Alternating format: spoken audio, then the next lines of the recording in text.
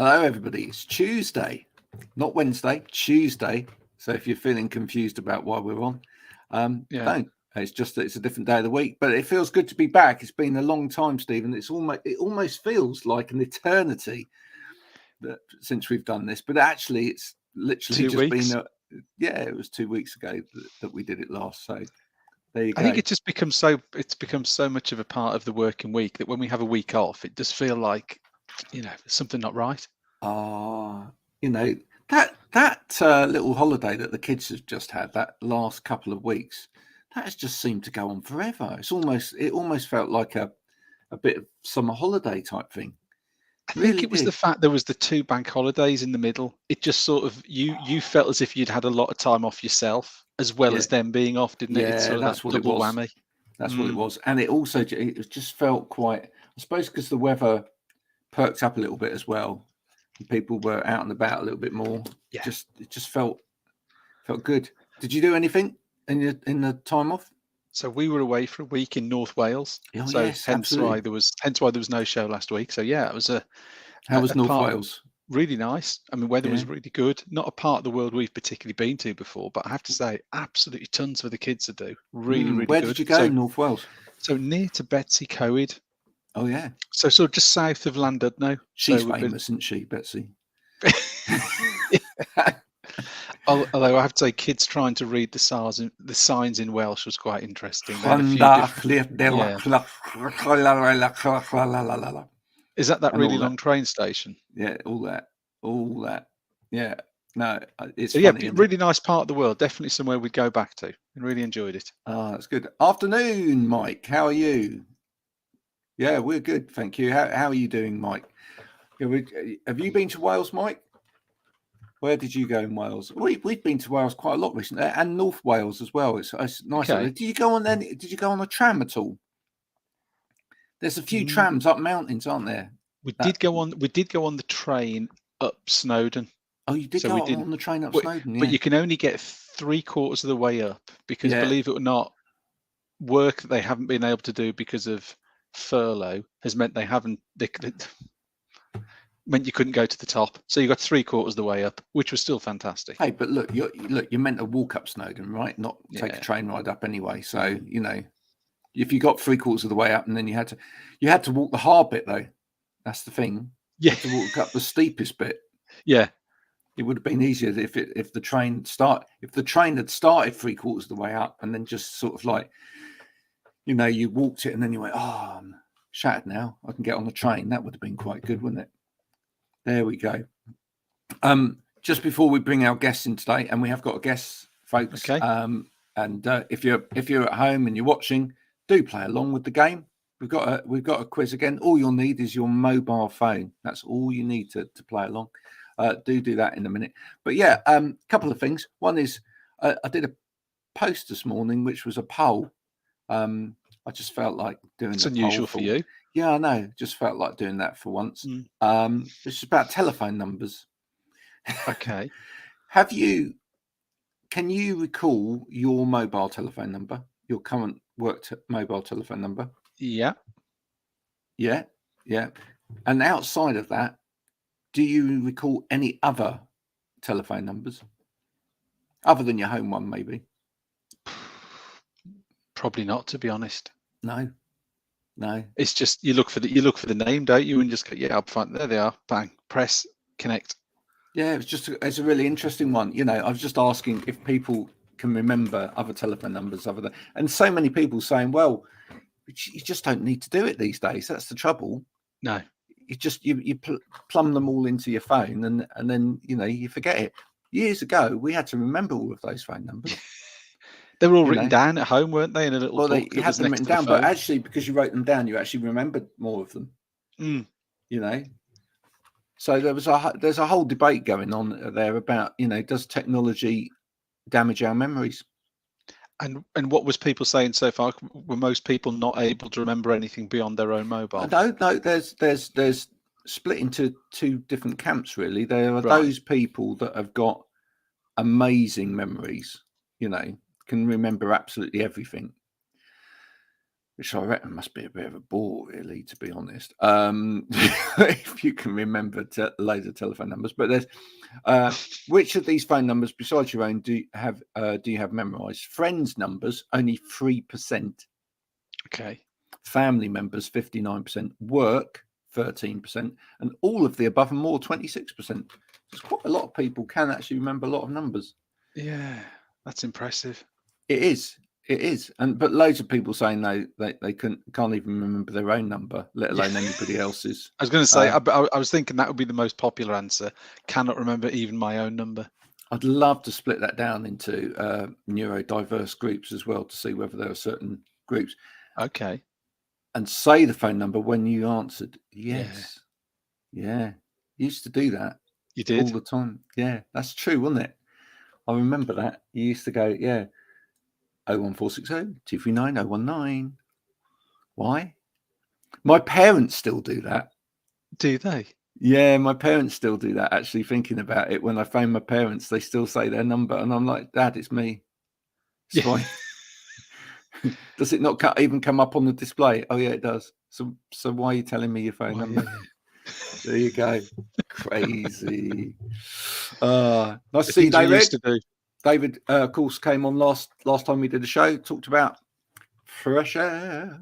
There's probably a lot of good fresh air in Prestatyn and Real. Yeah, I reckon that's probably. There was a joke in there as well, an early show joke.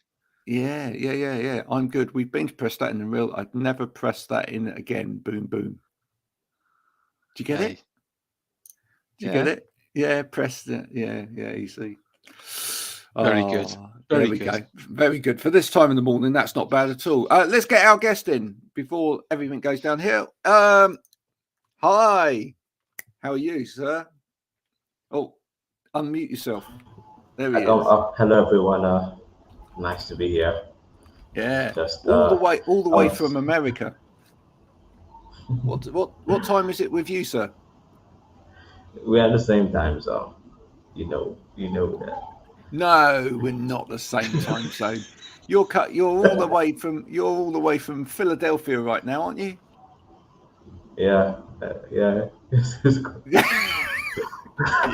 of course I know it. Tell us a little bit about what you do. We've spoken before. We did a music based live or a podcast, didn't we, a few weeks back? Trying to talk about music at work, which is a fascinating subject. Just tell us a little bit about yourself and what you do. On weekdays, I'm out here helping our businesses use software properly in their processes. And then on the weekends, I'm out writing music. On Mondays, podcast. The same thing every week. That's just living. So my friend Bill and I, we did this podcast about, as I say, music and what people listen to at work and whether it works for them or whether it doesn't work for them and what sort of thing. What about you, Stephen? Can you work to music?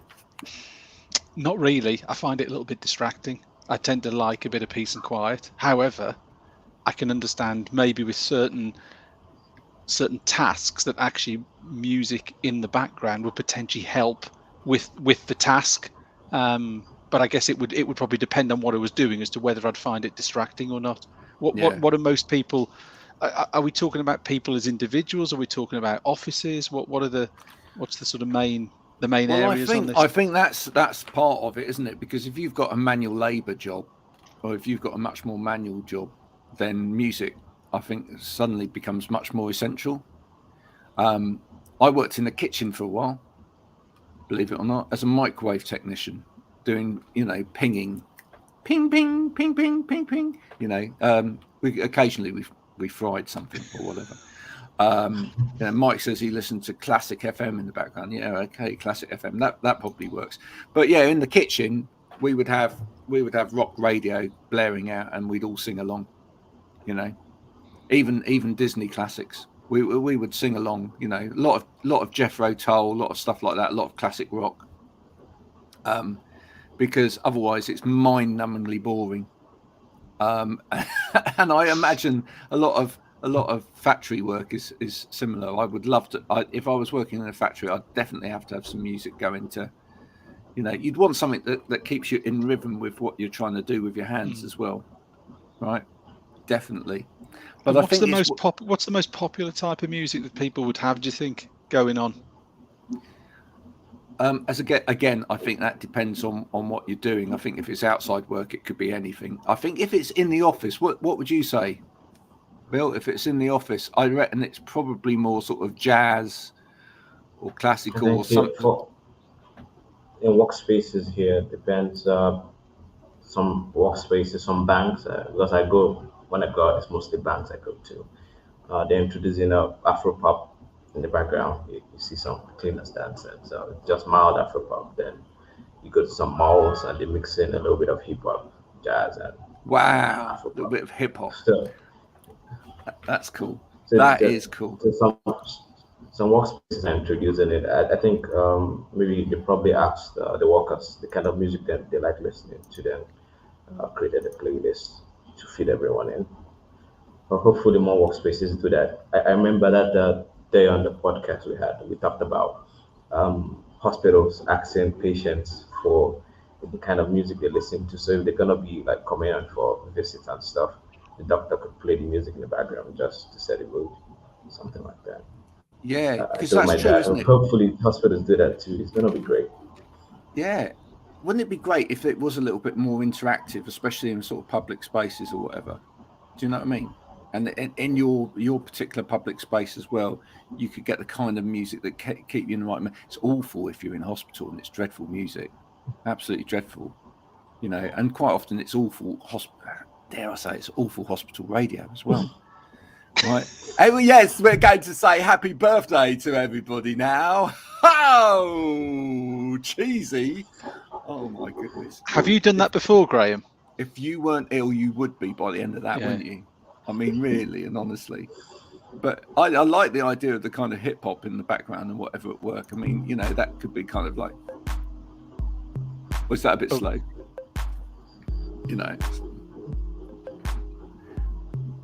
Yeah. I like had to get Feeding the Ducks in there somewhere. That track's called Feeding the Ducks. Is it? Why? Just why?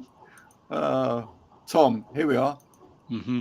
Hens lay more eggs when they listen to opera music. Really fascinating fact. Farmer Steve Ledson plays classical tracks and his chickens lay almost twice the usual amount of eggs. Tom, that is just the factoid. Factoid about factoids. There you go. Mind you, at the moment we've got bird flu around here. Okay. Have you got bird flu around your area at all or not? There is, and funny enough, we were talking about being on holiday previously. My wife twice ordered duck when we were out, and both times it was unavailable because of bird flu. Wow. No duck on the menu. Wow. So, I mean, with bird flu, it wouldn't matter what really you played them, because most of the time that'd be it. Here we are. Look at this. Cows tend to produce more milk when certain types of music is played. This is amazing, particularly classical music from the likes of Beethoven or Mozart. Wow. So it seems to be classical music here that makes people or makes animals more productive. I wonder, though, how many people, when it comes to things like classical music or jazz, would listen to it just as music, though. I wonder whether they actually know what's being played at all. I mean, that might be a test for another week. Maybe we could actually do that as an audio test for people and see whether, if we played some bits of classical music, whether they actually knew what that classical music was. Oh, yeah, that's a bit of Schubert, that is. Yeah, or whether it's just like, that's classical. Yeah, that's classical. That's classical. Yeah. In fact, what's really funny about that is some of it won't even be classical, right? Because classical is a period, right? Mm. Yeah. So it might actually be sort of like Renaissance, or it might be, Baroque or whatever, but it might not actually even be classical music. But people will just like label it all. Oh yeah, that's classical. Same as jazz, right? People do the same with jazz. Have you ever seen that SNL sketch for Bill, for the the Alexa, the old the Silver Fox Alexa? No, I haven't. No, I haven't seen it. you should check that out. It's really, really funny. There's this guy that asks Alexa to play black jazz, and Alexa comes back and says, "Playing jazz." It's just like, so dear. Where is Bill? Are you in Philadelphia? Nah, Port Harcourt, Nigeria, close to the sea. You see, Right. see, It's but we pretty much the fortunate, same weather anyway. you know, with the cap and the, you know, whatever. You could have thought he was in Philadelphia just like that, but no, he's in Nigeria. I was thinking that's an early start for Philadelphia. That'd be like about 6 a.m, wouldn't it? 6:15. I was thinking, hang on a second. We're not. He's not gone up to America, surely. No, there you go. Look, playing James Brown to our chicken right now, and it's definitely getting on the good foot. I think an egg is coming. Yeah. Papa's gonna have a brand new egg. Oh man. So yeah, no, it's a fascinating subject. The old subject of music at work. One of the things is, and this is the difficulty, and it's something that we discussed. If you like, it's about ergonomics in a way, because it's about you and your environment. Is, if you're going to have different people in an office, can you have a particular music playing? And I've seen offices really struggle with this and try all sorts of different things, because I've seen offices where, they've had a big TV and it's playing out Spotify, and they've had to pass the baton round, if you like. They've passed the control around during the day, and different people can select different tracks to almost jukebox it to try and get a fair share on there. But, if some people are great at working along to music and actually enjoy it in the background, and then you've got other people in an office, maybe due to, neurodiversity or whatever else, who really struggle with the cognitive overload of having music there. What do you do? I mean, how do people do it? I mean, like you were saying about passing the baton there, you can have a lot of particular interests and people like different genres of music. So do you say, right, for this hour, you choose it, or this day? Or would it be would some people find it too difficult to have to suffer someone else's music genre for a whole day? So if people have got these offices, do you have to say it's by the track, it's by the hour, it's by the day? I wonder what the best way of dividing that up is without causing conflict in the office. How do they decide whose music plays? I mean, do you play something that no one likes, so it's totally neutral, or if someone's got quite a divisive interest in music? I wonder how people have worked their way around this. Tell Auntie she can't park there, by the way. All right. I live close to the sea, and then there's this company pumping out sand from the sea, white sand. So you have trucks on the other side of town going to get the sand, and then sometimes they play with their horns, try to make music with it. It's crazy, but it's fun. Yeah. It's fun. Yeah, I've met a lot of companies that pump out white noise in order to just lower the noise within the office. So they've used acoustic tiling, etc., and then they pump out white noise. But it really is interesting, and it's something that will come into play a lot more as people start thinking about the flexibility of work and trying to accommodate everybody and their tastes, etc. Because when you're at home, here's the other thing: when you're at home, you can all choose your own soundtrack, right? Yeah. So this is another advantage of home working, and maybe this is another thing that people are going to have to think about when people are now trying to get people back into an office space. Because if someone's been at home for 2 years, and they've been able to listen to music all out through the day, obviously off and on, depending upon how much time they spend doing Zoom and stuff out and everything else. But, if they've been able to have their moments of listening to music for a couple of hours while they grunt their way through an Excel spreadsheet, and then coming back into the office, it's like dead silent or whatever, that's going to cause an issue. Just play the radio. Yeah, but some of that is awful, isn't it? Some of radio. But then what station? I mean, it's totally interesting, Graham. Yeah. You know, where the people are talking about coming at the office, say 2 days a week. I wonder if some offices where they've got a rota based on the music that's going to be played that day. So on Monday we're playing hip hop. On Tuesday we're playing jazz. We're playing classical on Wednesday. So I wonder if people pick the day they go in the office based around the music that's going to be played. I wonder if that's the way to do it. So you get everyone who's got similar interests in on certain days. I know. I'll tell you which day I'd be in. I'd be in on the day that Tom Morley is doing the music. Yeah, with his drums, live, in the office. I think What we if, could. what if they had like everyone had headsets on the table, and then someone plays general music, it's different sounds playing at the same time. So you go into your room, tell him the number, the kind of genre you want to listen to, and then just puts your number as among the numbers of people going to listen to this. So everyone just puts on the headset and hear the kind of music like playing centrally for them. I've had managers talk about that though as well as being a similar problem, which is if you say to everyone you can all listen to music if you want to, but you've got to wear headphones, then you got this issue of people not actually being able to pay attention to anything else that's going on in the office. It's like, Dave, you're ringing Dave. I suppose if it's the same headset as your telephone, that makes sense. So you can actually ring Dave, come on, stop listening to that. Get over here. But if not, it's like, mind you, from an ergonomic perspective, would that actually encourage people to walk a bit more in an office?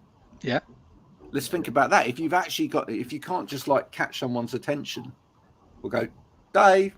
If you've actually got to get up and walk over to the other side of the office to tap Dave on the shoulder because Dave's like entrenched in his slip knot, then more movement, people getting up, moving around, changing position. So actually, as you say, it could sort of feed into ergonomics. But thinking about it, Graham, that's true, right?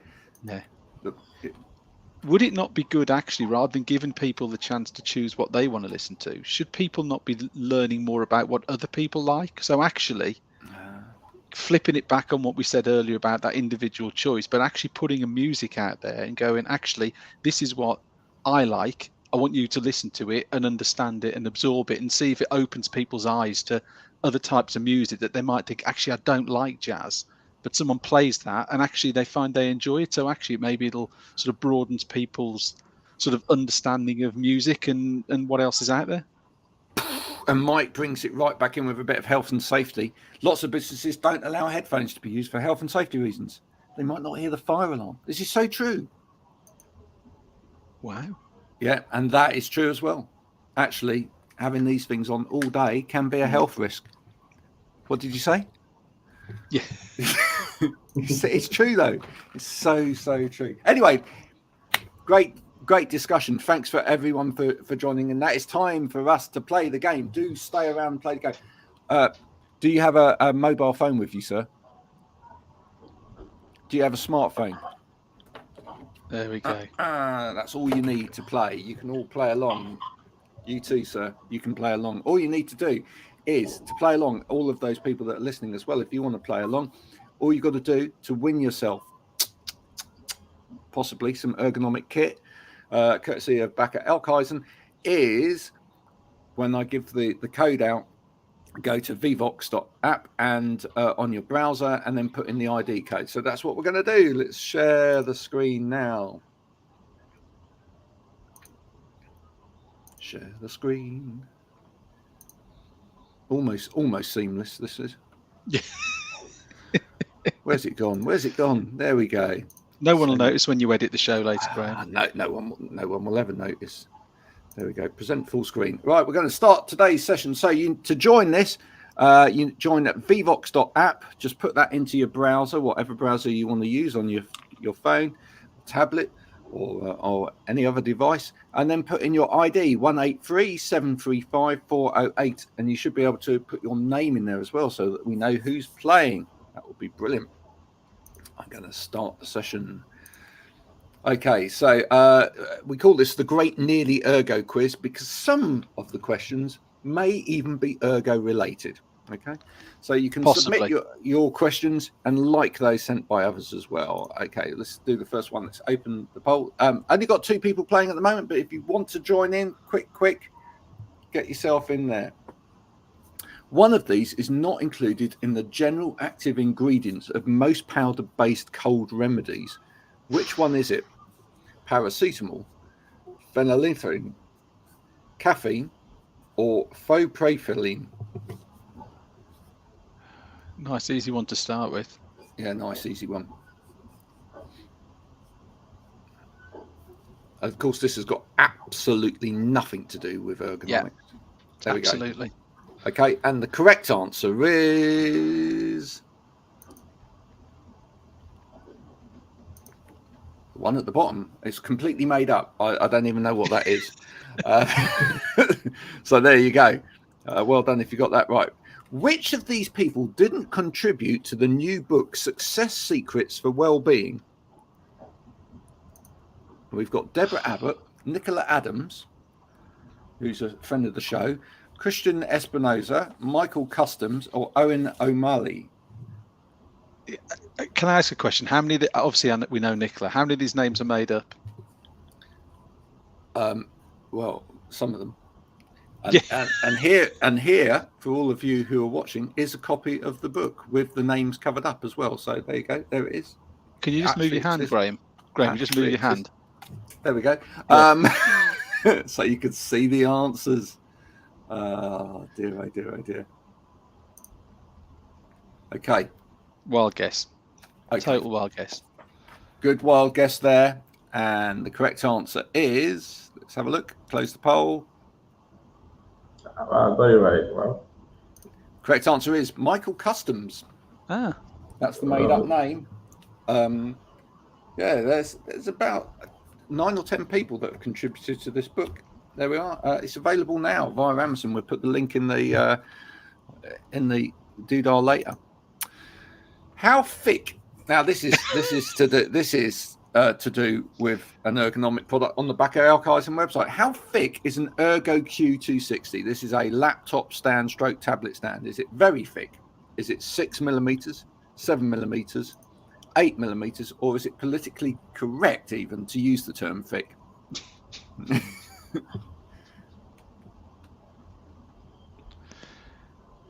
And we've got one at 6. And is it politically correct to use the term thick? We're going to close the poll. The correct answer for this is 7 millimeters. There you go. Nobody got that right.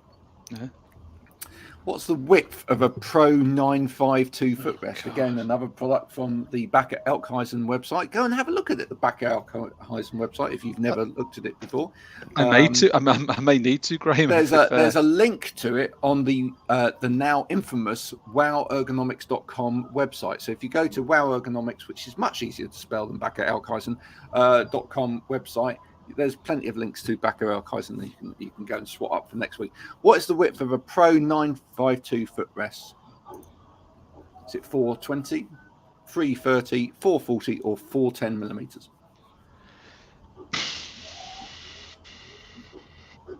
Oh my God, phone's logged me out. Someone going for 420 there. Someone going for 440. The correct answer is 440. Well done, whoever got that last one right. The Pro 952 footrest, back on that old chestnut again, can easily, quickly and safely be operated with what? A back condition, a master's degree, both feet, 1 foot, or a stick with a pointy end? Which, actually, I have to say, if I was answering this, I'd be going for the stick with the pointy end. It's probably correct as well. Well, the answer is, believe it or not, 1 foot. Perhaps you'll say something about that in a minute, Stephen. Yeah? Yeah, it's that easy and quick to operate. You can use 1 foot for it. There you go. It's got a central button, basically. It has. Yeah. On the footrest, which you can use with your foot. Because if you think about it, a lot of footrests, you actually have to get under the desk to adjust them in height. Yeah. which kind of defeats the object, really, doesn't it? Because you're Crawling above around on the desk. floor. Oh yeah, health and safety. Thinking about it. What is Graham cooking for tea tonight? This is absolutely true. Is it curry, chili, mac cheese, chicken nuggets and chips, or whatever it takes? Hang on, didn't you do something? You did a curry the other day, didn't you? Ah, very good. You are listening. I was. So I'm going to go with. Yeah.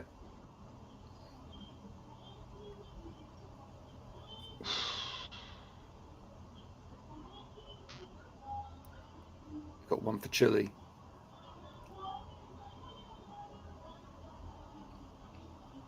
Just waiting on. Oh, hello. Chicken nuggets and chips and whatever it takes. Well done. The correct answer is, for this one, actually either of those two, chili and chicken nuggets and chips, because our little one won't eat anything other than chicken nuggets and chips. Okay. So doesn't matter. What else I'm cooking? I'm always cooking chicken nuggets and chips, pretty much, nearly every time. I know that's not healthy, but if you put anything else in front of it, it just won't eat it. So there we go. Would you go with a fish nugget? Oh yeah, because you've just pretend that's a chicken nugget. Yeah. Yeah, absolutely. Oh, you've come across children like that as well. Yes. What do you get if you cross a hen with a bedside clock? Okay, so this is the answer to a joke. Okay, so the answer is a cross hen, a useless bedside clock, an alarm clock. Oh, these jokes are awful. You have more than one answer. You can give more than one answer, yeah. So in fact, the correct answer is actually, let's close the poll. The correct answer is actually both an alarm clock and oh, these jokes are awful. That really is the correct answer to that. Okay, which of these bands wrote the now classic album from 2021, Bright Green Field? Obviously classic when it was only last year. Is it Notice to Pay, Squid, Armchair Rebels, Octopussy, or Sea Dive? Is it okay to say I've never heard of any of those bands? Oh yeah, no, absolutely. Absolutely. No idea, so we'll go with... Two people have gone for Squid so far. Whatever, just to mix it up. I'll go something different. But the correct answer, Stephen, was It's actually Squid. Yeah, but it was, yeah. There we go. The wonderful Squid. There we are with Bright Green Field. There it is in all its glory. And lastly, today, the final question where everyone can, finally overtake Stephen and potentially win a prize. In 2019, the band Sleeper invited us to return where? Was it Left of Centre, A New World, The Modern Age, Back to Mine, or Hill Road Cafe?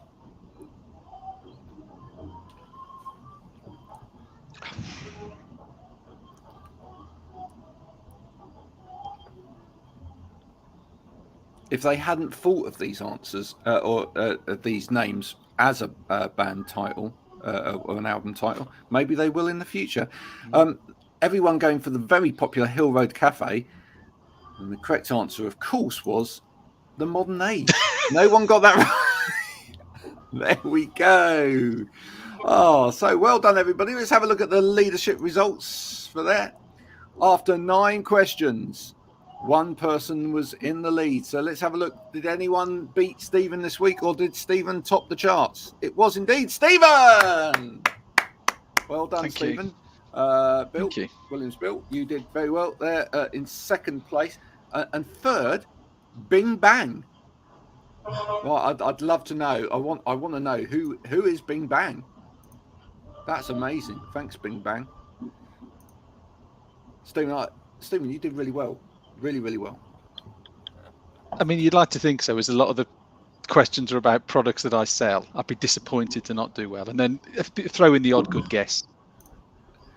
David said, I can't log in, so my ability to get them wrong is hampered. Oh, damn, I wish you'd managed to log in, David? Because I loved it when you put some wrong answers in for us. Yeah. Susan says, "Happy day to all. I'm late, but you're here. That's all that matters." And Tom says, "An essay." Wow. Okay, hang on. We need to read this one. Are you reading it out loud, or are we doing it ourselves? No, I'll read it out loud. Ergonomics, my thesaurus says, intuitive, convenient, foolproof, intelligible, practical, simple, straightforward, uncomplicated, untroublesome, handy, manageable, wieldy, user-friendly, easy operated, easy to use, to understand, comprehensible, easy manipulable, accessible, adaptable, feasible, useful, plain, unproblematic, clear, obvious, unambitious, elementary, palatable, unmistakable, evident, uninvolved, transparative, distinct, manifest, basic, easy, understood, easily grasped, self-evident, understand. And none of those are correct for a definition of ergonomics. It comes from the Greek ergos and nomos, which is the laws of work. There you are. It's basically anything that helps someone within their environment, really. Yeah. I'll let you be the person to tell Tom he was wrong, Graham. Tom, you were wrong. But you weren't wrong. It was your thesaurus. I should chuck that out and get a new thesaurus. Besides which, there were far too many adjectives in there. So there we go. Williams, my man, thanks for joining us today. Thanks for telling us a little bit about music. If you haven't connected to my friend here on LinkedIn, do so. He puts out some great podcasts. You really do. Sure. All right. And I'm appreciative of everything you do. Right. But we will see you again another week. Ciao for now. Thank you. Well, that was great. Enjoyed that. Good conversation around music. You don't really think about it, do you? Music and ergonomics. But, at the end of the day, if people are going to experience a proper workplace ergonomic, if you like, they need that music's part of it.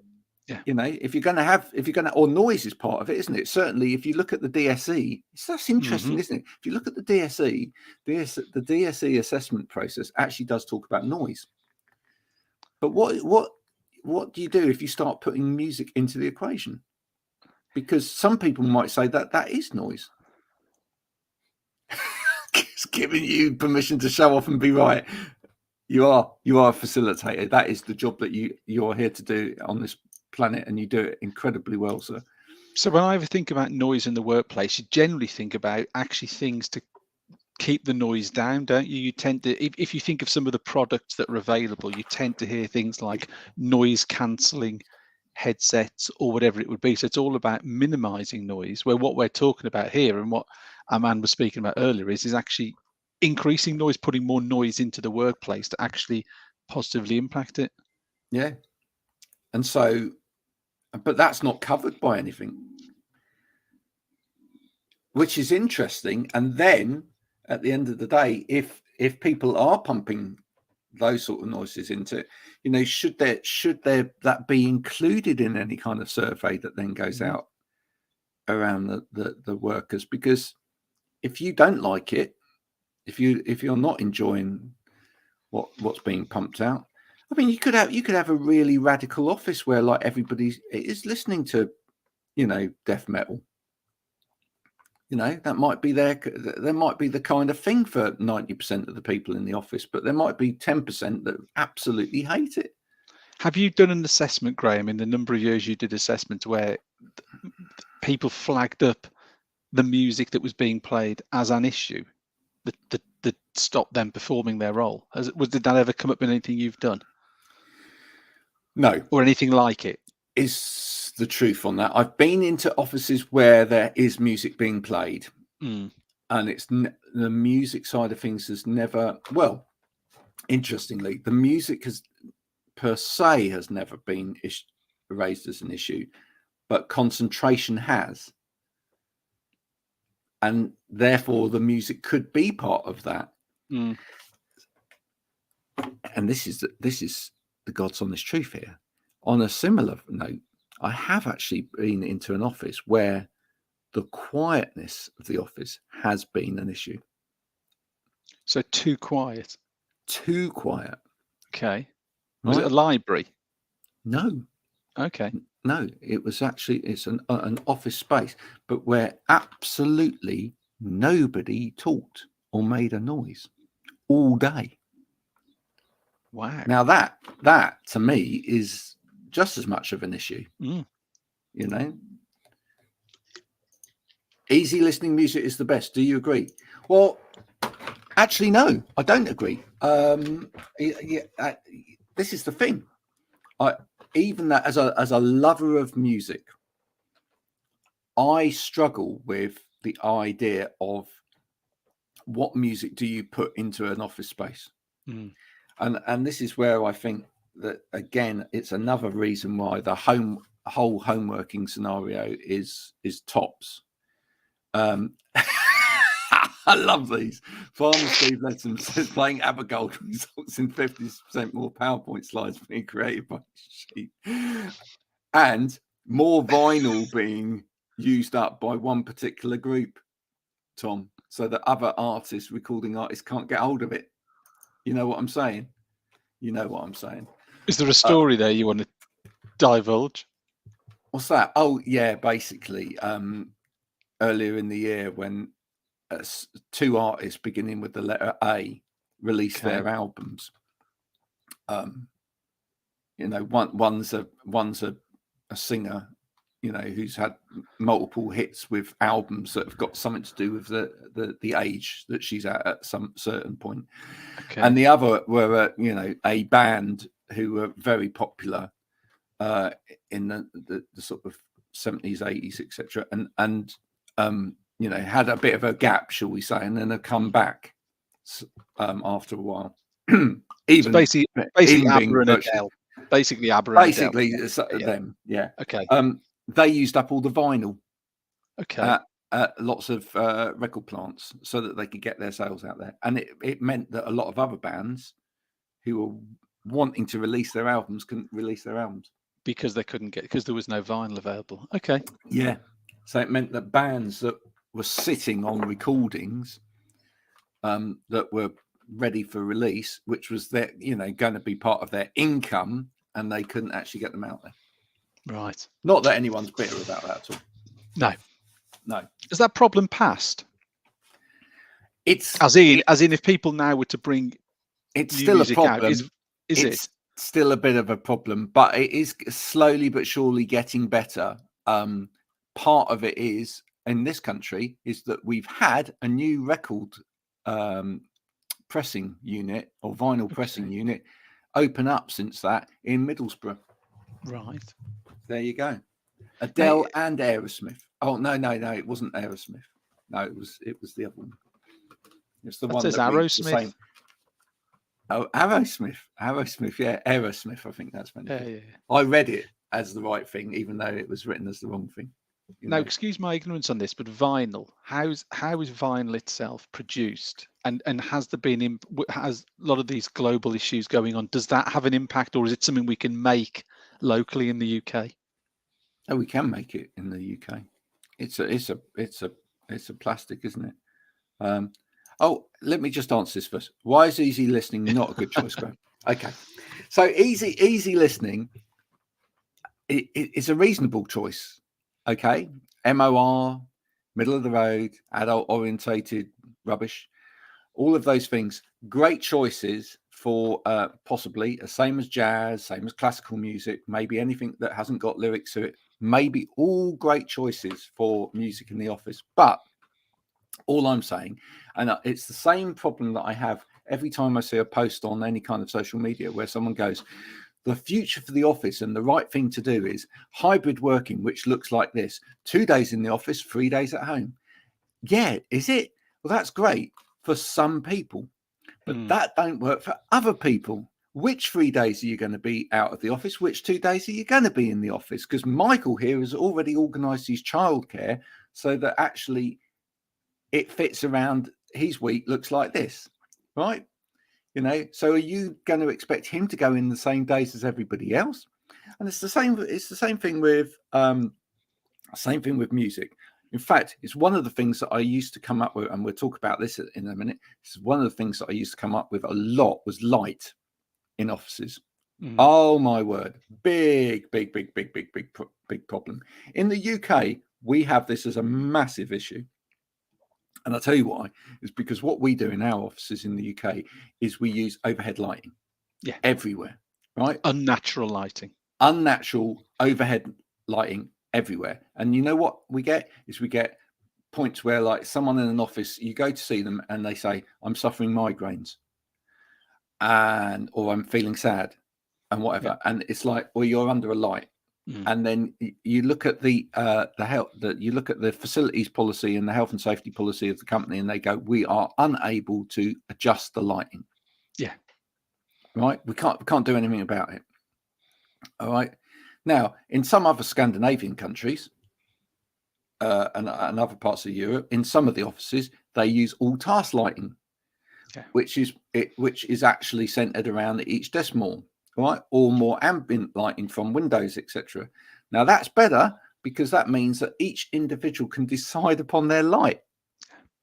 Yeah, but you know, when you've got one set of lights for everybody, it can be a right problem, and you get people being moved about and having to wear sunglasses in the middle of the office. All sorts of weird things I've seen over the years in order to accommodate people that have got migraine problems or eyesight problems or whatever because of light. Same with music. There you go. The trouble is, it will be having music on will be good for some people. It won't be good for others, regardless of what it is. So, what do you do? What do you put on? And as people have rightly said, you could give people headsets and let them wear headsets all day long. And maybe if they're on a phone-based system, well, actually, they shouldn't be listening to music anyway because it should be on the phone. But you know, if people are wearing headsets all day long or in-ears all day long to listen to music, then potentially they could be damaging that, or they won't hear the fire alarm. All of these things, I think it's a nightmare. The only answer really is if people want to listen to music and work, it's work from home. Yeah. Then you can put on whatever you want. Yeah. So it keeps coming back to it, doesn't it? It keeps coming. The more we look at this, the more I keep thinking the answer to everything is people working from home, apart from on some days when they go into an office, and those days that should be different, right? Because where would you not want to listen to music? If you were doing something collaboratively or group building wise in an office, there is no point in listening to music unless it's Tom, obviously doing a team building exercise with his drums. Of course. Yeah. And that's absolutely perfect. But there is absolutely no point in listening to music on a day when you're going in to do something collaboratively, unless you're going to use music for the purpose of team building. So this is the way to build spaces going forward, right? Let's let people work at home for when they want to grunt through something, listen to music if they want to, not listen to music, and then let them go to an office space and do something a little bit different. I wonder what music Jacob Rees-Mogg likes to have in the office, because he likes to be in the office, doesn't he? So I wonder what he likes. I don't know. Well, I'm going to do a poll on this. Let's do it. Let's get a poll going on office music, etc. Yeah. I think it's absolutely right. But yeah, I think the more we think about it, the more I think office spaces will still exist, but they need to change. And that's why I started off by saying, it's interesting that we had that little video that you liked on LinkedIn as well as me today about someone's office space. But actually, I still thought bits of it looked a bit too much like an office. Many can't focus on their work with music. I thought you were stating that easy listening was not a good choice of music. I understand now you meant music is not. Yeah, exactly. That's what I mean. Yeah. I don't have anything against any genre of music. I know there's lots of people out there that really struggle with genres of music, and some people can only listen to certain things. I can listen to anything, really. You're a broad church. Oh yeah, some of the stuff that I listen to, my wife comes in and thinks it literally is someone killing a cat, Yeah. or just retuning a violin. It's not. It's actual albums by real people. But yeah, I can listen to. I can be listening to that 1 minute and Tammy Wynette the next. Doesn't matter to me. So Smog only listens to Garth. And is that a fact? And enjoys it. Yeah. So just opening that one up again, Graham. I know because again we spoke about friends of the show, but Nicola Pease has put an interesting piece on LinkedIn this morning talking about what Jacob Rees-Mogg said. I wonder. He's almost just sort of reinvigorated the whole conversation about it, hasn't he? Really, with his pieces of paper on the desk, and I look forward to seeing you when you're back in the office and all that sort of stuff. You do look and you do think. It's coming from a politician. Is it politically motivated? Is it tying in with people using public transport, justifying the costs of it? And you almost think it's being done for the wrong reason. It's not being done for the productivity piece. It's being done that people are seen to be sitting in offices that are being paid for, that are probably costing millions of pounds, isn't it? And you think it's, after all we've spoken about and all we've gone through, that sort of attitude that's deemed quite ignorant by most people is sort of still out there and quite public. And we just started this whole conversation again, hasn't it? Yeah, I just think wake up, smell the coffee. What have these people not learned in the last couple of years? It's a right pain in the backside for a lot of people that offices aren't being utilized or filled or whatever. But we just got to get creative with them. It's the same with retail outlets and stuff like that. Come on, we can't just keep looking for the same shops to fill retail space and go, well, why doesn't it work? We just need to we need some big thinkers really refocusing and rethinking about the whole landscape of that. Dare I say it, you need the sort of Elon Musks of this world, to be thinking about, let's do this with the high street. Actually, let's turn it all into, I don't know, Twitter land. I mean, it doesn't matter, but whatever it is, someone needs to come up with a different focus of it. But you do feel as if some of the comments that you read, like with what's come out, is an element of self-interest, isn't it? Because of how much money have people got tied up in the pension funds that own these buildings, that in 2, 3, 4 years' time, when the leases expire, aren't going to be renewed, and they're concerned about the impact on themselves. It's not about the individual. There was a blatant lack of concern for the individual worker. And you're thinking, well, why are you doing that? How much money have you or your people got tied up in those buildings that are going to become a problem in a few years' time, aren't they, as leases expire? I don't know what it's like where you live, but it's exactly like that where I live. You walk down the high street, there are retail stroke office locations on the high street that are just not being entered into. And I mean, my wife, who works for a reputable dental organization, they went to look at a bank that's empty down our high street, and do you know what? It was too expensive. But it's stupid, because I mean, it's going to just sit there. Yeah. Right. And I hear it from people every single day. Oh yeah, we went to have a look at this retail property, or we went to have a look at that office property, and it's just too expensive, and people are charging too much. Well, and cost of living's going up and stuff as well. I just think, people have got to get really creative with space.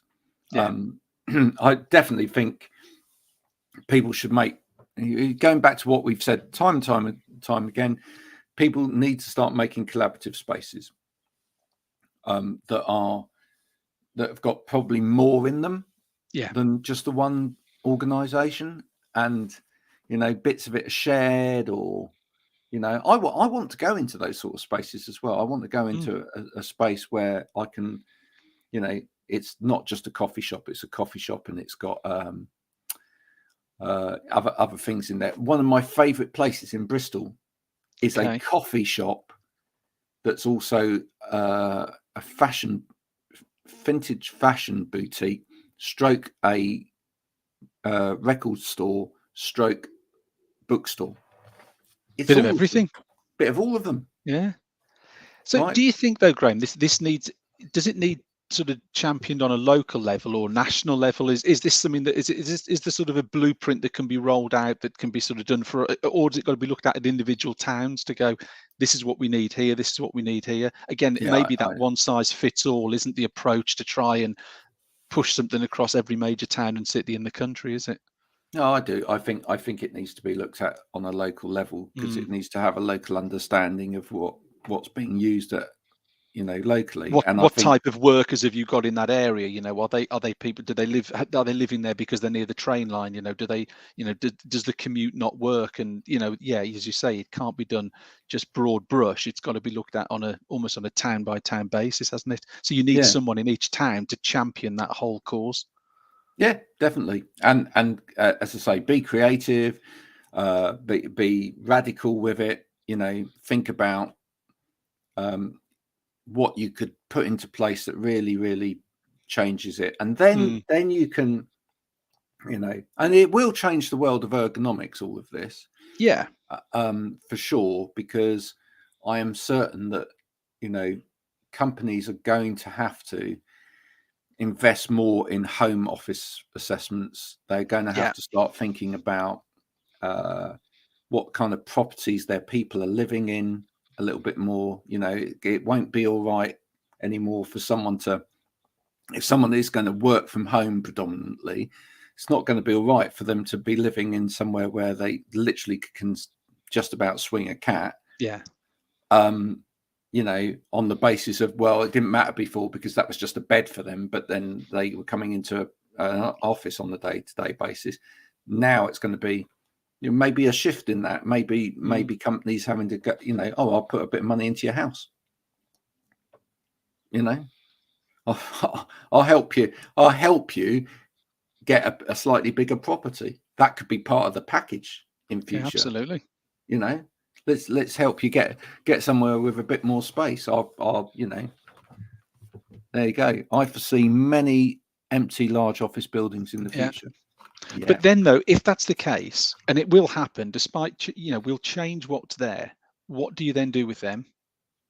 What, the large office spaces that are already there? Yeah. What do you do with them? Do you just leave them there as sort of a sort of a mark of history, and in 30 years' time they're still there gathering dust? But what do you do with them? What can we do? Again, it's is the answer we can't do anything? Is it, they're just redundant?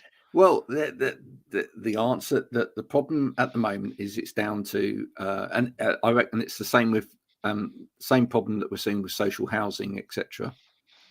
Where we know that we're so far behind with building new social housing, and yet there's a whole load of privately owned property out there, etc., but which is too expensive, right? We're just going to have to face facts. Some people that have tied up their money in those areas are going to have to lose some money,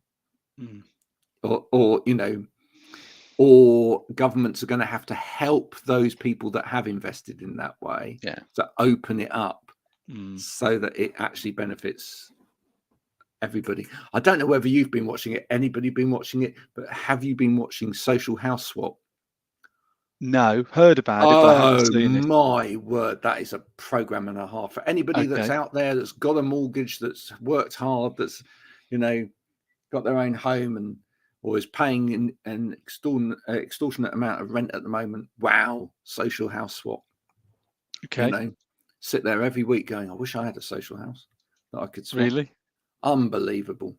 But so there are several social housing websites apparently now where you can put your social house on there and then swap with someone anywhere else in the country. Yeah, you just do it. It organizes a swap for you. But some of the housing, some of the differentials, there are people on there that live, like just off Covent Garden or somewhere like that, and the house next door, someone's paying £1,400 a week or something for rent, and they're paying like 120. Wow. You know, it's like, what? Gosh. What? You know, Wow. something weird in the system there, isn't Yeah, there? something not right there. You know, all play to them. You know, if you can do it, it's great. But there's what I'm saying is, and I don't want to get too political, but there's a lot, like everything else, there's a lot of imbalance. Yeah. There's a lot of imbalance. There must be people that want to get into the high street and want to fill these spaces and have creative ideas for all of that. There must be people that would fill office spaces and have a need for office spaces, but where's the opportunity for them to do that at a reasonable rate that you know would encourage them to be there? The trouble is that if it's, you know, and companies are going to start going, do you know what? I'm just going to let my people work from home because, hey. And I think once you let it slip too far, once Yeah. it goes too far for too long, pulling them back is just going to be nigh on impossible. Yep. Really tricky. Really, really tricky. So I hope we've put the worlds to rights. If you've got any answers or you've got any more comments to make on this subject throughout the day, if you're watching this and you think, I feel strongly about that, if you'd like to come on the program another week and talk about this, but maybe you're involved in, maybe you're a landlord. I'd love to hear from a landlord of commercial property. I'd love to get your viewpoint on all of this. What is the future? What is going wrong at the moment? What could the government perhaps do or local councils do to really help you out, etc. If you've got any comments on any of that, please do share it throughout the day and get in touch. We'd love to get you on. But for now, thanks to our guest today, Williams Bill, for coming on. Thanks for talking about music. That was an interesting one. Thanks for all of those that have commented today. And we'll see you again next week. Remember, you can listen to previous episodes of this, as people are now doing on a regular basis, on the website or on Spotify. But if you go to wowergonomics.com, you can pick up the Spotify from there and then subscribe, and then it will just keep coming at you.